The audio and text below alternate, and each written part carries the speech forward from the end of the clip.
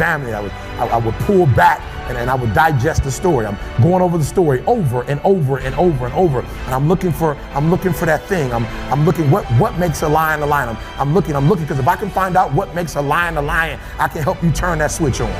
Because we all have it. That switch is in all of us. It's in a high school dropout. That switch is in someone who was homeless and ate out of trash. That switch exists in all of us. And I knew if I could turn the switch on, and if I could teach you how to turn that switch on. And so I'm reading the story and I'm asking myself, okay, Eric, what are the similarities? And the similarities are every single day in Africa. Woo, I love it. Every single day in Africa, I love it. It doesn't make a difference. It doesn't make a difference if you're a lion or a gazelle. When the sun comes up, I love it. If you're a gazelle, you wake up with this notion that I must outrun the lion if I'm going to survive. Listen to me. I don't know what your business is. I don't know what you're trying to do personally, but there's something you're going to have to outrun. Every single day when you wake up, something you're gonna have to run. For some of you, it's alcohol. For some of you, it's other substances. For some of you, it's depression. For some of you, it's your past. For some of you, it's procrastination. For some of you, your inability to stick with something, to start and finish. For some of you, you can't execute. I don't know what it is, but every single day, like that gazelle, you're gonna wake up and boom, you're gonna have to run from something. That's something you're gonna have to get away from to survive. And that's all the gazelle is doing. He's running from the lion because he's trying to survive.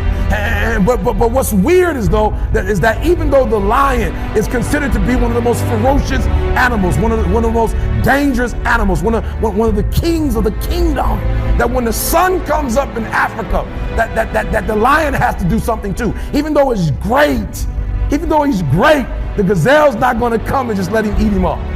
He's going to have to chase that gazelle down. He's going to have to kill that gazelle. So when I read it, that's the similarity.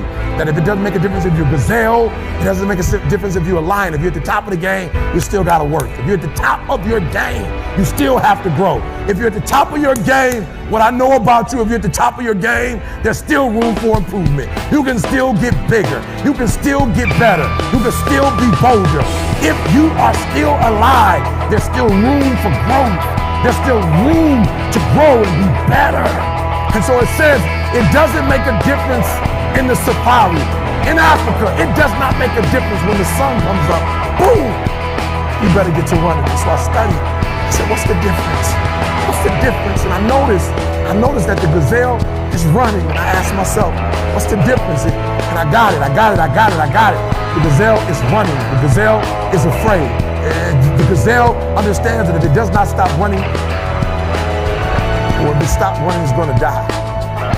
But I watched it long enough, and I saw the gazelle stop, and I said, ooh, I get it. It's not being chased. It's not being pushed. It's not being prodded. Some of us in this room, if we don't have a reward, you're not self-motivated, you're not self-regulated, you don't have that thing inside of you that pushes you. That alarm clock still has to get you up. Why? Because your passion is not waking you up. Your passion is not getting you up. So I saw it, I said, ooh, the lion does not need to be pushed. The lion does not need anything external.